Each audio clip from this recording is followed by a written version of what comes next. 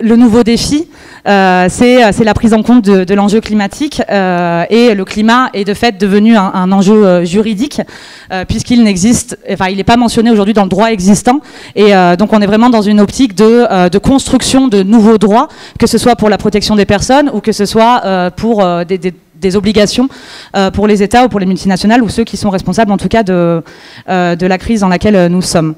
Donc je vais peut-être partir du début. Ça a déjà beaucoup été évoqué dans la table ronde précédente, notamment sur la question des victimes du changement climatique, mais aussi des dégradations environnementales. Donc effectivement, on est dans un moment aujourd'hui où il y a un nombre de droits fondamentaux qui sont affectés par la crise climatique. Donc c'est le droit de propriété, quand on voit nos maisons ou bien par exemple des propriétaires de restaurants dont les biens matériels sont affectés par la montée des eaux ou par des inondations régulières. On va avoir le droit à la santé qui va être affecté, le droit à la vie dans certains cas, le droit à l'avenir pour ce qui est des générations les plus jeunes, mais aussi le droit au travail, notamment pour les personnes qui travaillent en extérieur, et là je pense particulièrement aux agriculteurs ou aux maçons par exemple. Mais ça va même plus loin. Effectivement, le changement climatique aggrave des inégalités qui sont déjà existantes, et donc les personnes qui sont déjà les plus discriminées et qui souffrent déjà d'inégalités existantes.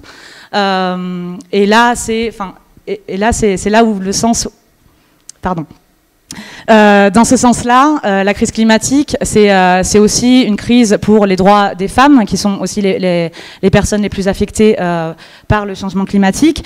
Ça va être une crise qui affecte d'abord les personnes racisées, c'était cité ce matin, mais effectivement les femmes noires aux États-Unis sont plus affectées par les catastrophes climatiques. Et donc on a des études sur ces questions-là. On a aussi des études qui prouvent dans le monde anglo-saxon, et c'est plutôt en Grande-Bretagne, qu'en période de canicule, les violences faites aux femmes ont tendance à augmenter. Donc on a toutes ces choses-là où on voit l'aggravation des inégalités qui sont déjà existantes. Bien entendu, on peut aussi voir des mouvements, notamment menés par les personnes les plus précaires, comme celui des Gilets jaunes qui est né l'année dernière, comme une des premières crises climato-sociales dans un certain temps, dans un certain sens, là où on voit que en fait la raréfaction des ressources et de fait la montée des prix qui va aller avec va affecter d'abord les plus précaires, puisque là on voyait bien aussi dans la gestion gouvernementale et dans la proposition d'une taxe carbone qu'elle était affectée très différemment selon le niveau de vie des personnes qu'elle touchait. Et bien entendu, c'est une inégalité qui va toucher particulièrement les plus jeunes et les plus jeunes générations qui seront doublement affectées par le changement climatique, alors même qu'elles y ont le moins contribué. Et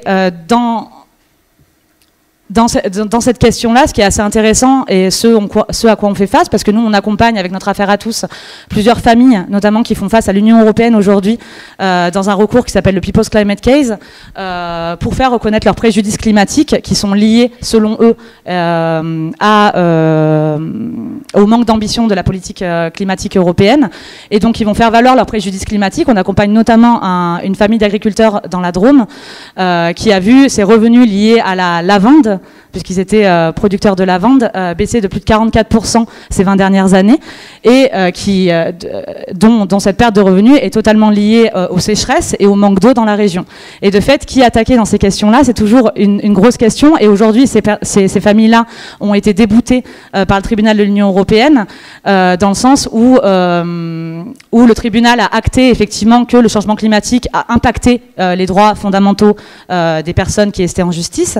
Par contre, ne pouvaient pas reconnaître leur intérêt propre, leur intérêt spécifique à agir devant les tribunaux. Puisqu'effectivement, reconnaître leur capacité à agir devant les tribunaux pour faire valoir leurs préjudices, ça ouvrirait la porte à l'ensemble des victimes du changement climatique, l'ensemble des victimes des inondations, l'ensemble des victimes des sécheresses, de la montée des eaux et des catastrophes climatiques de manière générale, à avoir accès à la justice et faire valoir leurs préjudices.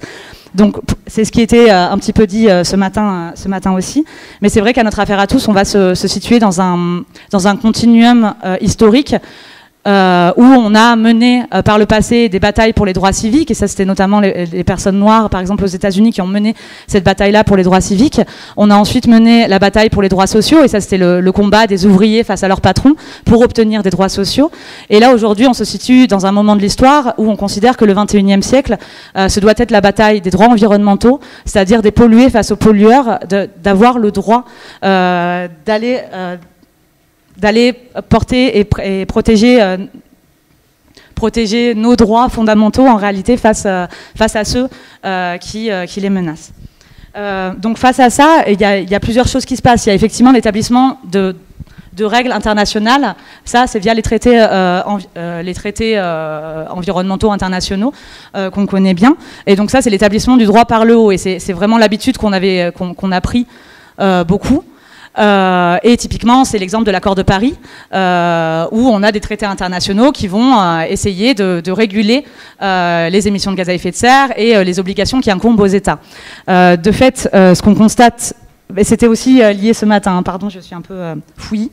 C'était un peu dit ce matin aussi par rapport aux résolutions de l'ONU qui ont été adoptées déjà sur les questions de reconnaissance des impacts du changement climatique sur les droits humains fondamentaux. Mais de fait, aujourd'hui, ces traités internationaux ont du mal à assurer une contrainte sur les États. Aujourd'hui, l'accord de Paris, il est devenu une obligation dans la loi que pour 16 États sur les 197 qui s'y étaient normalement engagés, sans compter ceux qui s'en sont retirés. Et donc de fait, on a un problème pour imposer la loi venue du haut à des États qui n'en sont nullement contraints à l'appliquer. Nous, on travaille aussi à notre affaire à tous sur la construction ou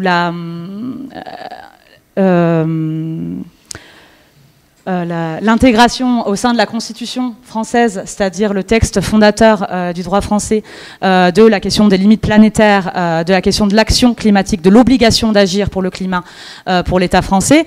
Et donc on n'y travaille pas seul, on y travaille avec plusieurs associations de jeunesse, on y travaille avec plus de 100 000 personnes qui ont aujourd'hui soutenu l'appel pour une constitution écologique.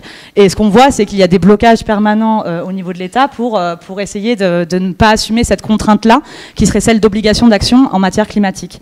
Et donc, ce qu'on constate suite à tout ça, c'est vraiment la rame de fond qui est en train d'arriver un petit peu partout dans le monde, et c'est celui du mouvement mondial pour la justice climatique, qui est en fait en train de construire du droit par le bas, par la jurisprudence citoyenne.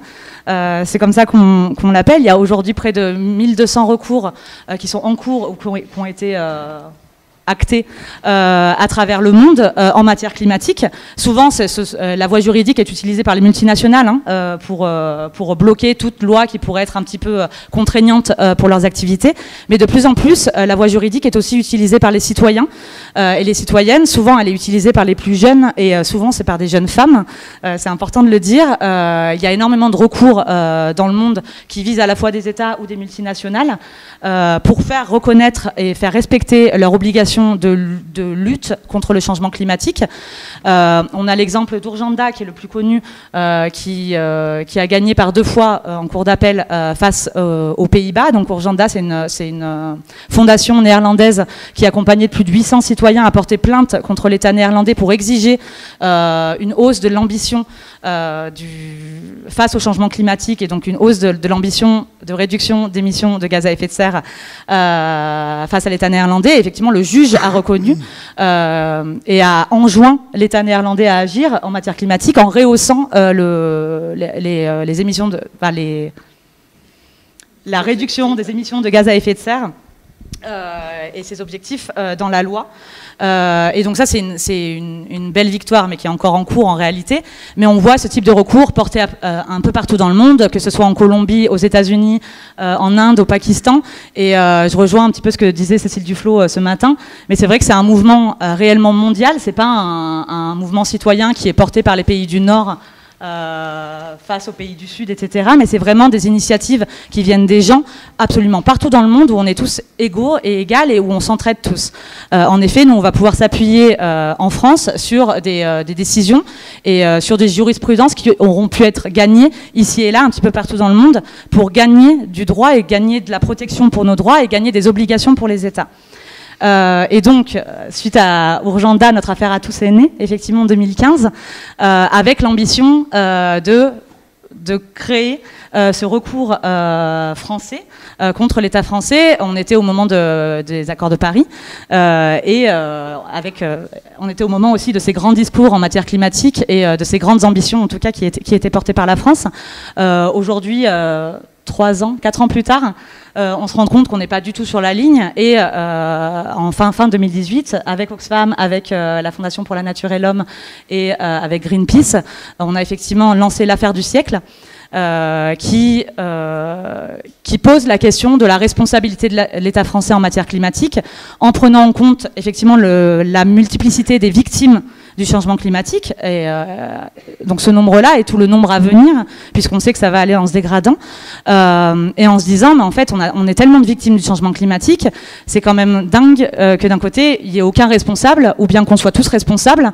C'est d'ailleurs ce qu'on nous a répondu à l'affaire du siècle, hein, mais ce qui bloque totalement les citoyens et les citoyennes aussi, et ça nous déresponsabilise un petit peu, et ça bloque l'action, ça nous rend très impuissants en fait face à un problème gigantesque tel que le changement climatique. Et donc ça nous paraissait essentiel de poser la responsabilité, et donc là ce qu'on fait avec l'affaire du siècle, c'est on tend la main au juge et on lui demande d'acter la responsabilité de l'État en matière climatique, puisque l'État a des obligations aussi en matière climatique et en matière de protection des droits humains fondamentaux. Et donc voilà. Ensuite, il ne s'agit pas seulement d'attaquer les États. Les États ne sont pas les seuls responsables et il y a une sorte de responsabilité collective aussi face au changement climatique. Il faut agir à tous les niveaux, donc à la fois au niveau local, avec des municipalités qui vont s'engager sur une multitude de sujets. Il faut agir au niveau européen. J'ai déjà cité cette action collective des 10 familles face à l'Union européenne, avec qui on espère pouvoir se battre ensuite sur l'accès à la justice et l'accès aux tribunaux pour les victimes du changement climatique. Mais il s'agit aussi de faire pression sur les multinationales et les acteurs privés. Je laisserai plus longtemps la parole après à Juliette sur ces questions-là. Mais c'est vrai qu'aujourd'hui, on connaît aussi les responsables de la crise climatique. On sait que plus de 71% des émissions de gaz à effet de serre sont émises par 100 multinationales depuis 1988, donc le premier rapport du GIEC. On sait... ça, c'est du début à la fin de la chaîne en réalité. La 19e pollueuse mondiale aujourd'hui dans ce classement qui s'appelle le classement de Carbon Majors, c'est Total. Et c'est la seule française qui est dans ce classement. Et effectivement, avec notre affaire à tous, mais en fait avec énormément d'associations aujourd'hui, sont en train de se saisir des leviers juridiques existants, tels que la loi sur le devoir de vigilance, pour faire avancer la question de la responsabilité et des obligations qui incombent aux multinationales en matière d'action climatique. Et de pouvoir rendre opposable aussi l'accord de Paris vis-à-vis de ces acteurs privés qui en sont pour l'instant totalement détachés. Et là-dessus, ce qui est nécessaire, c'est pas seulement de faire des actions en justice. L'affaire du siècle, c'est une action importante et unique en son genre, dans le sens où c'est la première et la seule. C'est pas la seule, mais c'est la première action en justice face à l'État en responsabilité climatique. Mais en réalité, ce qui donne sa force, c'est pas seulement sa force juridique, mais c'est les 2 millions de personnes qui sont venues en soutien à cette initiative. Et c'est vraiment, en fait, de fait, on est devenu, après cette pétition-là, une force politique où on peut s'engager en tant que communauté agissante pour faire pression sur les décideurs. Et c'est là où je voulais terminer. Je ne sais pas du tout où j'en suis au niveau du temps, mais c'est sur le rôle de l'action citoyenne. En réalité, l'affaire du siècle aujourd'hui, c'est bien plus qu'une action en justice. C'est un mouvement qui va accompagner énormément d'autres mouvements. Toutes les marches climat qu'on a vu se mettre se mettre en forme l'année dernière, toutes les actions de désobéissance civile aussi qui questionnent d'ailleurs le droit et qui questionnent la légitimité de l'action face au changement, ou de l'inaction face au changement climatique. Ce qu'on a vu dans le procès Urgenda et qui était assez intéressant, c'est que même avant la première décision du juge face à la plainte qui a été déposée par Urgenda et ses 800 citoyens, on a vu l'ensemble de la classe politique néerlandaise rehausser ses ambitions, en tout cas dans ses programmes, que ce soit de la droite à la gauche. On a vu un rehaussement des ambitions de toute la classe politique néerlandaise. Ce qu'on voit depuis un an, mais c'est un peu difficile de prendre assez de distance avec ce qui se passe aujourd'hui en France, parce que ça fait un an qu'il y a cette grande mobilisation autour du climat et cette grande prise de conscience aussi autour de la nécessité de l'action climatique. On voit aussi un repositionnement de l'ensemble de la classe politique vis-à-vis de l'action climatique. Après, la question c'est est-ce que ça reste des mots ou est-ce que ça peut se transformer en actes, bien entendu. Mais par contre, on voit ce changement-là qui est déjà perceptible.